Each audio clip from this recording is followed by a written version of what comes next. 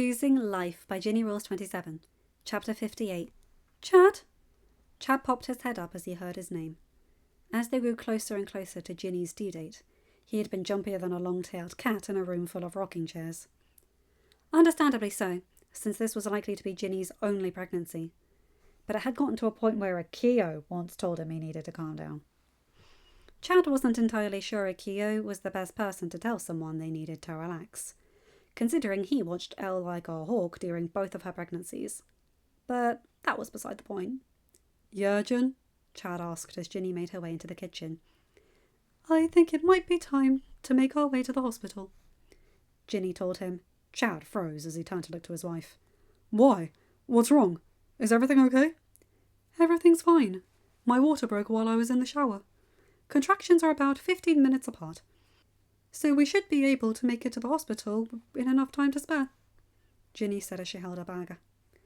"I have my go bag ready, so unless there's something you'd like to have to pass the time, if it's a long labour, I'd say let's get this show on the road." "How are you so calm right now?" Chad asked as he scurried to his wife's side and took the bag from her.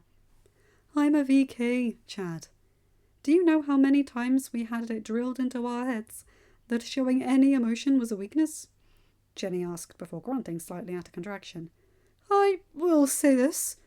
It's nice to be in Oridon where we have a medical system. No disrespect, of course, but I'd rather not have your step-grandmother be the person to help me birth my child." "I'm pretty sure everyone in the family agrees with you on that one," Chad said. "And yes, that includes Dizzy." Ginny chuckled slightly as Chad gently helped her into the limo, making sure she was completely in before closing the door and scurrying to the other side. "Where to, sir?" Richard asked. "The hospital, Richard," Chad said as he shut the door and took Ginny's hand, so she'd have something to squeeze if a contraction hit while they were on the road. "Yes, sir," Richard nodded. "Would you like me to roll up the divider so you and Princess Ginny have some privacy?" "That would be appreciated. Thank you, Richard." Chad nodded and watched as Richard rolled up the divider. "Hey, at least we'll have some company at the hospital," Ginny said with a small smile. "Didn't Akio and Elle check into the hospital a few days early, so Elle can be set up with her water bath?" "Oh, yeah. Wait, are we sure that's a good thing?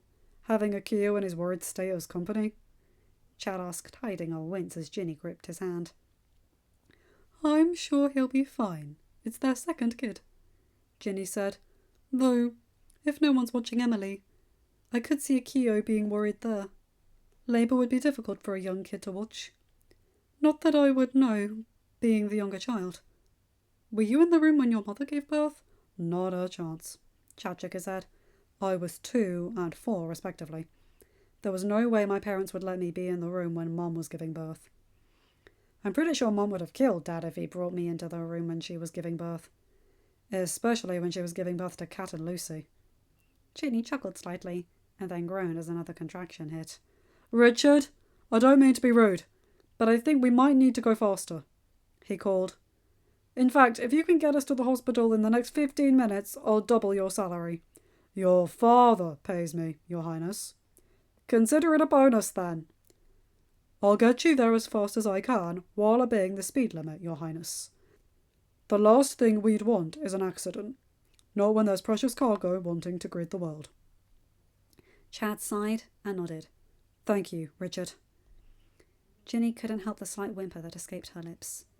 The mention of precious cargo somehow brought back all the memories of the Isle, and how winter months were so much crueler for mothers to give birth in. Mila Hook was the perfect example, and while Ginny knew their circumstances were slightly different, since she was giving birth a month before Mila had with CJ, November and December were still winter months. "I don't want to die," she whimpered.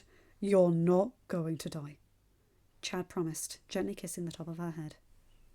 Ginny didn't know how he had heard what she had said, but she was grateful for his comfort. She was also thankful for Richard apparently speeding up as they made it to the hospital, in record time, and Ginny could see Clay and Cassandra waiting for her at the lobby. "You didn't think I would text them?" Chad asked as a nurse brought a wheelchair over to wheel Ginny into her room. "What kind of husband would I be if I didn't inform your family?" Ginny chuckled softly, but it was forced as the memories from the Isle still threatened to overtake her. And unlike Mal or Uma, she wasn't a godling. She was pure mortal. There was every chance she could die from this. "I'll take this, Charming," Cassandra said, her tone more gentle than it had ever been with Chad in the past. Ginny had a sinking feeling her thoughts were fully displayed on her face. "You're going to take a walk or something. I have a feeling you're going to see more of this room than you'll want to in the next few hours." "You're sure?" Chad asked. "She's not usually one to tell tales," Clay said with a small chuckle. Chad nodded and gave Ginny a small smile. "I'm going to go and fill out whatever paperwork we need, and make sure Akio doesn't try to hunt us down if he hears we're in the same hospital. But I promise I'll be right back." "I know," Ginny said softly, and Chad kissed the top of her head before heading out of the room. Cassandra walked over to Ginny and gently wrapped her arms around her little sister. "You're not going to die, Gin. I promise you," she whispered. "You are not going to die." How can you be sure?" Ginny whispered, looking up at Cassandra. Sure, she felt more like a little girl seeking reassurance than a princess and a soon-to-be mother. But Ginny didn't exactly care at that point. "Because it looks like anything is potentially going to happen. The doctors will be in the room at the snap of Clay's fingers, while your husband and I march down to Lord Hades to demand that we keep you in our lives," Cassandra said. "Plus, Queen Mal will march down herself if she heard you were in danger." Clay added, "But that's not for you to worry about. You should be lying down right now. Cass, let's get her into bed." Cassandra shook her head in amusement. "Ever since he found out Ava was pregnant, he hovers worse than our mother when she sees a mirror," she muttered to Ginny, who bit her lip to avoid a giggle from creeping out. "I heard that. You were meant to," Cassandra told him. "The closer Ava gets to her due date, the jumpier you get. She practically pushed you out of the house when Charming texted us that Ginny was in labour. Wasn't that what you told me?" Both sisters chuckled as Cassandra got Ginny into the bed. "Now, I know this goes against every VK rule not to complain about pain. But in this case, you get a pass, Gin. If you need to scream or rant, you can do it, okay?" "Cass is right," Clay nodded. "You think we're going to judge you for complaining right now? You just squeeze our hands for comfort. And of course, Chad's when he comes back." "He will come back, right?" Ginny asked. "Has he ever given you a reason not to think he'll be by your side when your child comes?" Clay asked. Ginny shook her head. "Then you'll be fine," Clay said as they got Ginny situated in bed.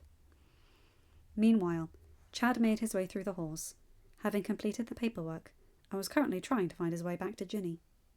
He would never admit it out loud, unless he was on his deathbed, but he was 100% lost.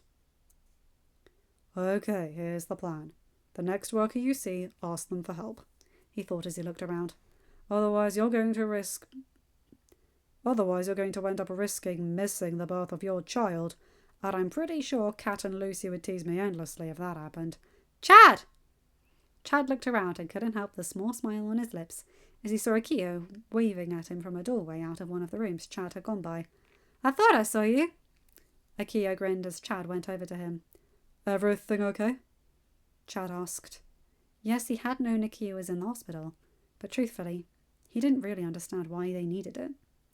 Elle's due date was a couple of days after Ginny's anyway, so wouldn't it make it more sense for them to come and stay at home until their baby came? "Yeah, we're just getting ready," Akio nodded, "with Elle's chair and out juggling that and Emily." "Oh, careful, sweetheart." "Papa, you said I could make ices," Emily pouted as she put her hands down, the small flourish she had created fading as she did so. "You did tell her that, dear," Elle chuckled from her waterbed. I know. Akio sighed before looking at Emily. "But we don't want the floor to get too slippery for the nurses or doctors who are going to help your mama deliver your baby sibling." Chad looked over his head. Hey, how about I take Emily down to the cafeteria and get some ice cream? It can't be any fun being here for a toddler. You sure, Chad? Elle said. I mean, wouldn't you want to be with Ginny? I can only assume she's the reason you're here. Clay and Cassandra have got her situated, and I've got my phone if anything happens, Chad said. Yay! I go with Uncle Chad, Emily grinned as Akio bit his lip. He trusted Chad. How could he not? They'd been on the same tourney team. They were practically brothers. Maybe not as close as he was with Ben and Amir, but especially not after the time he and Lee broke Chad's nose and bruised his ribs for messing with Rose and Elle back when they were in school. But they were close enough that his kid could call Chad an uncle. But he didn't know how Chad would be with a magical toddler. In Akio's defense, with Chad being the son of the guy who jumped out of a window as a loophole after being forbidden to continue down a flight of stairs, any parent would be wary for potential for mischief. At least Chad's not Chip, Akio thought. Chip would encourage the insanity, and that I know is about to come. While I know I said Emily should use her powers, I don't want an ice rink in the hospital. Bye, Papa. Emily waved, and Akio gave her a small wave back as she and Chad left the room. Elle hadn't given her permission while Akio was deep in thought. As they made their way down to the hall to the cafeteria, Chad had to smile as he watched Emily continue to make several small flurries she called ices, even if he did have to steady her a few times on the floor where they walked wearing it iced over. Okay, I'm not gonna lie, Chad thought as he helped Emily avoid another ice patch. While I love Akio's kid, I'm really glad my kid won't be magical. Uncle Chad? Emily asked as they got to the cafeteria and went to sit down, having gotten their ice cream. Yeah, kiddo? Chad asked. Does Papa love the new baby more than me? Emily asked softly. Chad was not going to lie. He was more than a little surprised Emily had asked him, and not Melody or Ben, if she wasn't going to tell Akio or Elle. But he also knew he couldn't pause too long, lest it confirm Emily's doubts. No, sweetie, no. Chad shook his head. Your papa could never love someone more than you. You are so precious to both your mama and your papa. They waited so long for you to come along. Emily bit her lip. Are you sure? Papa doesn't get jumpy when Reese or Effie are around Mama when they visit. But he does with me. Chad's eyes grew wide as he realised what Emily was saying. Come here, kiddo, he said, and Emily slid off her chair and walked over to him. Gently picking her up and sitting her on his knee, Chad sighed. You know how your mama's special, right? How her legs don't work the way other people's legs work? Like your Aunt Melody's or mine? Uh-huh. Emily nodded as she snuck a finger-sized amount of Chad's ice cream and put it in her mouth, before making a face at Chad's choice of ice cream. Auntie Mel says that's why Mama has her chair. Chad chuckled and pulled her ice cream from the other side of the table to them. That's right. The thing is, you have your own thing that makes you special. The fact that you can make snow and ice. Your papa just has to watch out so your mama's chair doesn't get caught in any of it. He loves you both so much that he doesn't want either of you getting hurt. So, would it be better if I don't make ices? Emily asked. Auntie Elsa says it's bad to hold it in, but if it could hurt Mama and makes Papa jumpy... No, sweetie. Your Aunt Elsa is exactly right. Chad said, you should never try and stop yourself from using your powers. They're a part of you, and something you should never be ashamed of or sorry for. You just have to be mindful and tell your papa quickly if something happens with your powers that could impact your mama. Okay? Like, if I make ices in the hallway? Emily asked, nodding slowly to show she understood. Exactly. Chad nodded. But know this, Emily. Just because your brand of special means your mama and papa have to be more aware than they might be with your new sibling, it does not and will never mean that your papa loves your sibling more than you. Like I said, you are so precious to your parents, because you are the precious gift they waited so long for. Before Emily could say anything more, Chad's phone buzzed with a text, and Chad fished it out of his pocket. Get back to the room! Where are you? The baby's coming and Ginny's freaking out. If you're not here in 5 minutes, I'm pretty sure Cass is going to come after you with her sword. Clay. Not even bothering to ask how Clay had gotten his number, Chad quickly put his phone in his pocket and turned to Emily. Wanna go see your Auntie Ginny? Yeah! Okay, hold on tight. Chad said and put Emily on his shoulders. He knew he'd have to double back in time to Ginny's room, and it wouldn't be fair for Emily to keep up with her short legs. He knew Akio and Elle would probably murder him if he lost their daughter. Chad had only ever seen Akio get mad once before, but his ribs and nose still remembered the outcome of such an event. And Chad really didn't want an encore. Did you run here? Clay asked as Chad made his way into the room, having gotten directions from about 12 helpful staffers. Who's the kid? Cassandra asked at almost the same time. Hiya, Auntie Ginny. Emily grinned as Chad scooped her off his shoulders and set her down. Ginny smiled as Chad rushed over to her side. I guess we were right. Akio and Elle are here? You would be right. Chad nodded as he slipped his hand into hers. Elle's not in labour yet, though, according to Akio. They're just coming a couple of days early to prepare. Yeah, you? Yeah, all good. Just finishing a chapter. What? I'm finishing a chapter. Okay then. Oh, they could do that? I know Elle said they could, that they'd done it with Emily, but I thought it was a one-time thing. In all honesty, I have no idea how Akio does half the stuff he does. But sometimes you just have to chalk the weird stuff up to what people let you get away with when you're royal. Chad shrugged, hiding a wince as Ginny squeezed his hand. Clay, you might want to get the kiddo back to her parents, Cassandra said. Don't want to be teaching her new words, after all. Right. Clay nodded. Will you be okay, Ginny? I'll be fine. Ginny nodded as another contraction passed. I'd rather not traumatize Emily. And I'll text Akio to let him know so he doesn't panic at seeing you with his daughter, Chad said, realising he had no idea if Akio had met Clay. There was always a good chance he had, since Clay was also Carlos's brother. But Chad also knew Akio and knew the Arendelle prince was likely to panic regarding his daughter. Not that Chad blamed Akio for that in the slightest. Fishing out his phone, Chad sent off a text to Akio before turning back to his wife. Okay, Your Highness. One more push, the doctor said, and, in all honesty, Chad kinda had to wonder how he hadn't noticed the doctor.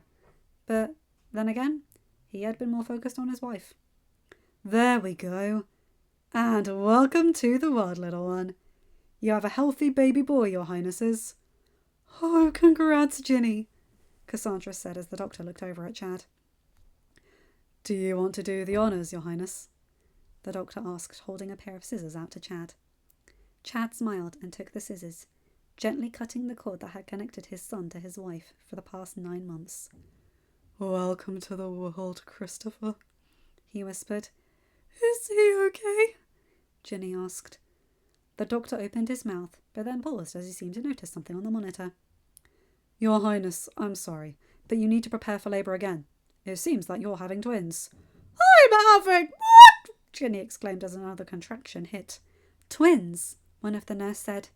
Wouldn't you know?